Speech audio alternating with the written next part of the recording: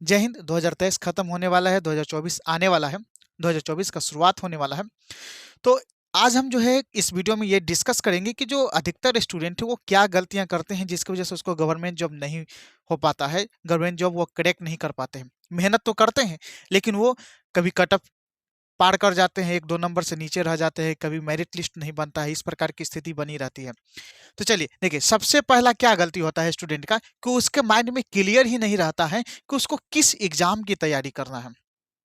मतलब एग्जाम देना है सभी, चाहे आप एसएससी की तैयारी कर रहे हैं, रेलवे की तैयारी कर रहे हैं, आप बिहार के कोई भी एग्जाम की तैयारी करें या आप अपने स्टेट की किसी भी एग्जाम की तैयारी कर रहे हैं, आपको एक एग्जाम की तैयारी का आपको माइंड में होना चाहिए कि हमको जो है बेस कैंप जैसे कि घर बनता है, तो घर बनाने के लिए जो एक इंफ्रास्ट्रक्चर तैयार होता है, उसका मैप तैयार होता है कि हमको घर कैसे बनाना चाहिए। तो उसी प्रकार के आपके माइंड में क्लियर होना चाहिए कि हमको जो है ये जॉब लेना है, हमको इस चीज की तैयारी करना है। हम एग्जाम देंगे सभी चीज का, लेकिन तैयारी करना है इस चीज का। और उस चीज की तैयारी में जो है मेनली आपको 4 सब्जेक्ट आता है। कौन कौन सा सब्जेक्ट आता है? तो मैथ आता है, रीजनिंग आता है, जीके जीएस आता है और इंग्लिश आता है। अब आप देख लीजिए कि आपका इंग्लिश वीक है या मजबूत है। आपका इंग्लिश मजबूत है, आप इंग्लिश बैकग्राउंड से हैं, तो आप इंग्लिश वाले पोर्शन को तैयार कीजिए। अगर आप इंग्लिश में मजबूत नहीं है तो आप उस एग्जाम को सिलेक्ट कीजिए जिसमें इंग्लिश नहीं पूछा जाता है, हिंदी पूछा जाता है, या इंग्लिश या हिंदी दोनों में से कोई नहीं पूछा जाता है। जैसे रेलवे हो गया, स्टेट का एग्जाम हो गया, ये सभी चीज़ में जो है आपको इंग्लिश या हिंदी दोनों में से कुछ एक रह जाता है, और या तो कोई अनिवार्य नहीं रहता है कि इंग्लिश। ठीक है, आप एसएससी का तैयारी कीजिएगा तो उसमें अनिवार्य रहता है इंग्लिश। तो आप अपने अनुसार ये सेलेक्ट कर लीजिए कि आपको किस एग्जाम की तैयारी करना है, और आपको जो है कौन सा पोर्शन मजबूत है। आपको सबसे मेन बात आ जाता है इंग्लिश का, इंग्लिश आता है या नहीं आता है, आपको मैथ आता है या नहीं आता है। ये सभी चीजें आपके ऊपर डिपेंड करता है कि पहले आपको जो है 1-2 दिन, 3 दिन, 4 दिन बैठकर अपने ऊपर सोचना चाहिए कि आपका बैकग्राउंड क्या है, आप कितना मजबूत है किस सब्जेक्ट में। उसके बाद जब आप ये डिसाइड कर लेते हैं कि आपको किस चीज की तैयारी करनी है और कौन से एग्जाम देना है, आप उस एग्जाम को सेलेक्ट कर लीजिए, उस एग्जाम का लिस्ट बना लीजिए कि जो आपके सब्जेक्ट से संबंधित है। मतलब ये कि अगर हमको इंग्लिश नहीं आता है तो हम उस एग्जाम को सेलेक्ट करेंगे। जैसे रेलवे का एग्जाम, जैसे हम आरपी रेलवे में आरपीएफ आ गया, ग्रुप डी हो गया, एलपी आ गया, जितना भी एग्जाम है उसको सेलेक्ट कर लिए। जैसे हम बिहार से निवास करते हैं तो बिहार में जो है बिहार एसएससी हो गया, बिहार दरोगा हो गया, बीपीएससी हो गया, ये सभी एग्जाम को हम सेलेक्ट कर लेंगे कि ये एग्जाम हम देने लायक हैं, यहाँ पर इंग्लिश नहीं पूछा जाता है, यहाँ पर हम निकाल सकते हैं। आप बेफालतू के जो है दूसरी जगह में मूड़ी घुसाने का मत काम कीजिएगा। ठीक है, तो जब आप डिसाइड कर ले कि हमको जो है मान के चले मैथ, रीजनिंग और जीके जेस पढ़ना है, या खाली जीके जेस पढ़ना है, या इंग्लिश पढ़ना है, उसके बाद अगला काम क्या होना चाहिए आपका? अगला काम ये होना चाहिए कि आपको जो है पूरा का पूरा सिलेबस कंप्लीट होना चाहिए। आप बिना सिलेबस कंप्लीट किए हुए आप सिर्फ और सिर्फ ऑब्जेक्टिव क्वेश्चन के भरोसे किसी मार्केट में प्रकाशन कर लिए आते हैं, उसका 2000 ऑब्जेक्टिव, 3000 ऑब्जेक्टिव, 4000 ऑब्जेक्टिव रट कर और सोचते हम एग्जाम निकाल लेंगे। ऐसा अब नहीं होता है। ऐसा होता था 2015-16 से पहले जो है ऐसा होता था, उसके बाद भी 1-2 साल 3 साल तक ऐसा ट्रेंड चला। लेकिन अब जो प्रश्न आता है वो कॉन्सेप्चुअल प्रश्न आता है। जब तक आप समझे नहीं है टॉपिक को, तब तक आप उस प्रश्न को बना ही नहीं सकते हैं। ठीक है, इसलिए आपको जो है सबसे पहला काम क्या करना पड़ेगा? सिलेबस कंप्लीट करना पड़ेगा। चाहे वो मैथ का सिलेबस हो, चाहे वो रीजनिंग का सिलेबस हो, चाहे वो जीके का हो, जीएस का हो, चाहे वो इंग्लिश का हो, आपको किसी न किसी टीचर से पढ़ना ही पड़ेगा। खास करके आपको मैथ, रीजनिंग, इंग्लिश और जीएस में। जीके आप आराम से एनसीईआरटी पढ़िएगा तो वो समझ में आगे भी हम इस पे बात करेंगे एनसीईआरटी पे। उसके बाद जब आप सिलेबस पढ़ते हैं तो कोई एक टीचर को सिलेक्ट कर लीजिए कि 50 प्रकार के टीचर से नहीं पढ़ना है। कोई एक टीचर को सिलेक्ट कीजिए मैथ के लिए। जैसे हम पढ़े गगन प्रताप सर से, कोई आदित्य रंजन सर से पढ़ेंगे, कोई कोई बेहतर, कोई किन्हीं को कोई और टीचर बेहतर लग रहे हैं। यानी कि जो सर बेहतर लग रहे हैं, और जो पूरा कंप्लीट, और फ्री के चक्कर में मत पड़िएगा। फ्री में क्या है ना कि टीचर लोग जो है 1-2-3-4 वीडियो या प्रैक्टिस टेस्ट करवा दिए, हो गया। फ्री के चक्कर में मत पड़िएगा। आपको 500-1000 रुपया खर्च करना है, और आपको किसी न किसी टीचर का कोर्स लेकर पढ़ लेना। क्यों? क्योंकि जब आप पैसे दिए रहिएगा तो आप मन से पढ़िएगा। ठीक है। उसके बाद रीजनिंग के लिए भी वही किसी ना किसी टीचर का आप कोर्स ले लीजिए, 500-1000 रुपया खर्च कीजिए। आजकल तो फीस उतना महंगा नहीं हो गया है, 300-400 में आपका किसी भी टीचर का जो है कोर्स पूरा का पूरा वीडियो फॉर्मेट में मिल जाता है। ठीक है, तो आप जो है पूरा रीजनिंग उस टीचर से कंप्लीट कर लीजिए, आप मैथ पूरा कंप्लीट कर लीजिए, आप प्रॉपर उसका नोट्स बनाइए। आप नोट्स नहीं बनाते हैं तो ये बहुत बड़ा गलती है। तो प्रॉपर नोट्स बनाइए। जब आप मैथ रीजनिंग कंप्लीट कर ले रहे हैं, अगर आपके एग्जाम के लिए इंग्लिश जरूरी है या आपके एग्जाम के लिए हिंदी जरूरी है, तो आप हिंदी पढ़ लीजिए, किसी टीचर से हिंदी पढ़ लीजिए या किसी टीचर से इंग्लिश पढ़ लीजिए। यानी कि सब सिलेबस पूरा का पूरा पढ़ना है आपको।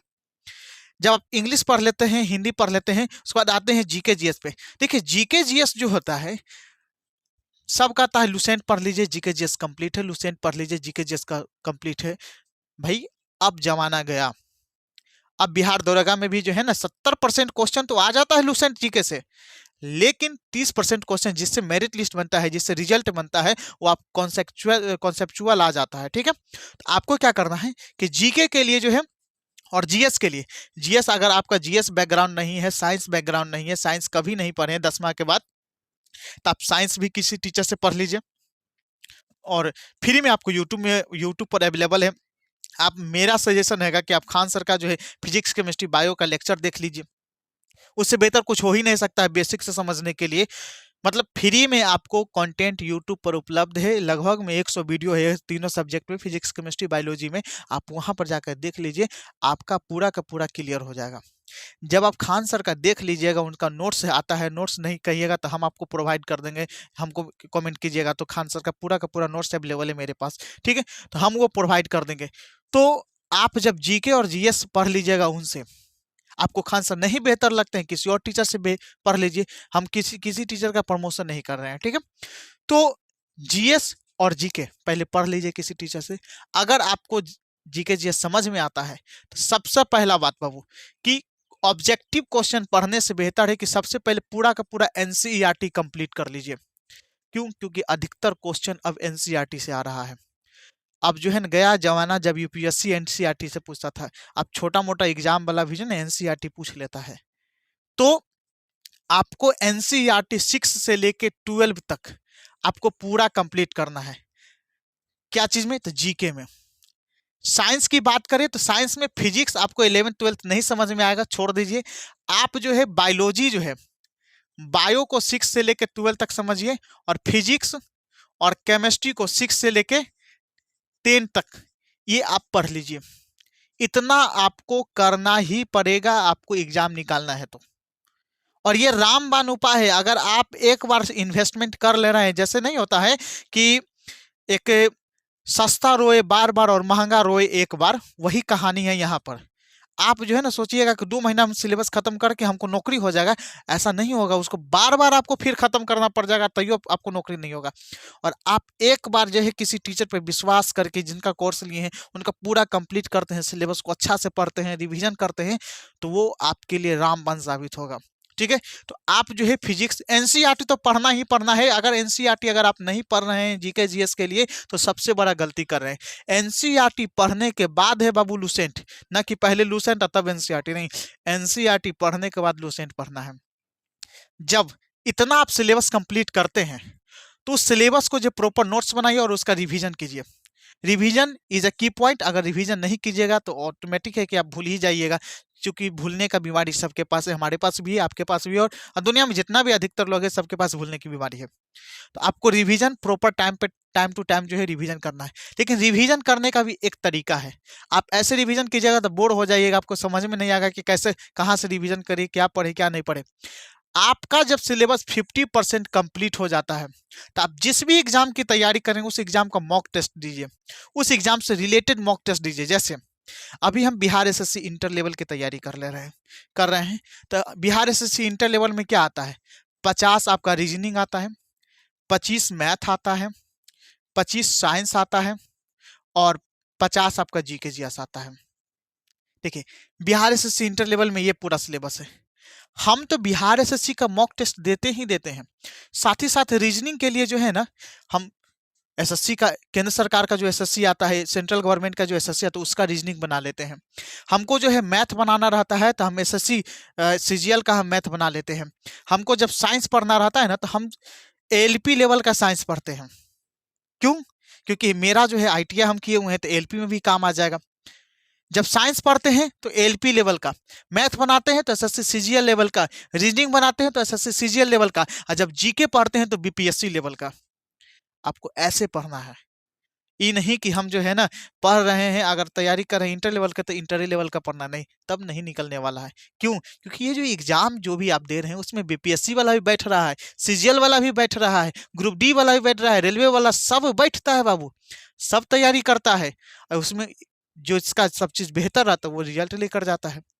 तो आपको ये समझना है कि आपको मॉक टेस्ट देना है, तो आपको जिस एग्जाम के टारगेट किए हों उस एग्जाम का मॉक टेस्ट देना है, साथ ही साथ उससे संबंधित एग्जाम का भी मॉक टेस्ट देते चलना है, सेक्शनल मॉक टेस्ट जिसको कहते हैं हम लोग।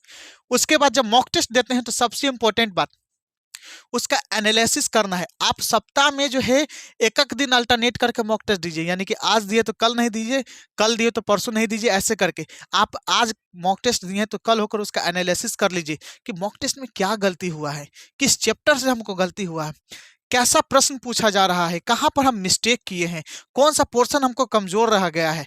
ये सभी चीज जो है आपको जो है ये नोट डाउन करते रहना है। जीके जीएस में बताते हैं, जीके जीएस में क्या करना है, आपको जीके में जो है जो प्रश्न नहीं आ रहा उसको कॉपी में लिखना है। हिस्ट्री का अलग बना लीजिए, ज्योग्राफी का अलग कॉपी बना लीजिए, पॉलिटी का अलग कॉपी बना लीजिए, और जब मॉक टेस्ट दीजिए तो उसमें से प्रश्न लिखे जो आपको नहीं आ रहा है, उसका डिटेल कीजिए कि हम उसको खोजिए जहीं तहीं से कि उसमें और क्या जोड़ सकते हैं, एड ऑन कर सकते हैं। इस प्रकार से तैयारी किया जाता है, ठीक है। उसके बाद किसी एक एग्जाम में सीमित नहीं रहना है, मतलब ये कि अगर हम बिहार एसएससी की तैयारी कर रहे हैं तो बिहार एसएससी का ही एग्जाम देंगे, नहीं और किसी और एग्जाम नहीं देंगे, ऐसा नहीं करना है। आपको बिहार एसएससी का एग्जाम की तैयारी करनी है तो उससे मिलता जुलता जो भी सब्जेक्ट, जैसे जिसमें मैथ रीजनिंग साइंस ये सब पूछा जा रहा है, सभी एग्जाम को देना है। उसके बाद डिग्री लेते रहना है। सबसे इंपॉर्टेंट बात क्या है जानते हैं, हम ये गलती किए थे, देखिए हम क्या क्या चीज निकाले थे, हम एनटीपीसी निकाले हैं, हम ग्रुप डी निकाले हैं, मेरा डीएलएड का जो है अभी सरकारी कॉलेज में एडमिशन हुआ है, डीएलएड में जो है मेरा 36वां रैंक था ऑल ओवर बिहार में, ठीक है। एक चीज गलती क्या किए थे जानते हैं, हम अपना ग्रेजुएशन कंप्लीट करने के बाद जो है रुक गए थे, डिग्री कंप्लीट नहीं किए थे। आज जो हमारे बिहार में नौकरी का भरमार है, जो बीएड डीएलएड कर ले उसको भयानक नौकरी मिल रहा है, मतलब बहुत अच्छा नौकरी, 50,000 का सैलरी वाला नौकरी मिल रहा है। तो आपको जो है डिग्री लेते रहना है, चाहे वो आईटीआई का हो, डिप्लोमा का हो, बीएड का हो, बीटेक का हो, जो संभव है वो संभव डिग्री आपको लेते रहना है। नहीं हो रहा सीधा सीधी एमए ले लीजिए, उसके बाद या पीजी, एमए या एमए को ही पीजी कहा जाता है, पीजी ले लीजिए, पीएचडी कर लीजिए, डिग्री लेते रहना है। समझ में आ गया? तो इतना चीज है, मैं आशा करता हूँ आपको सभी चीजें समझा पाया हूँ। अगर आप इतना चीज कर लेते हैं तो ये मेरा गारंटी है 100%, 99% नहीं 100% आप एग्जाम क्रैक करिएगा। आपका एग्जाम एक सरकारी नौकरी रखा रहेगा, आप इतना करते हैं तो। अगर आपको कोई भी क्वेरी है, कोई भी दिक्कत है तो आप मुझे कमेंट कर सकते हैं। अगर वीडियो अच्छा लगा तो लाइक कीजिएगा, चैनल को सब्सक्राइब कीजिएगा। फिर मिलते हैं नेक्स्ट वीडियो में। जय हिंद।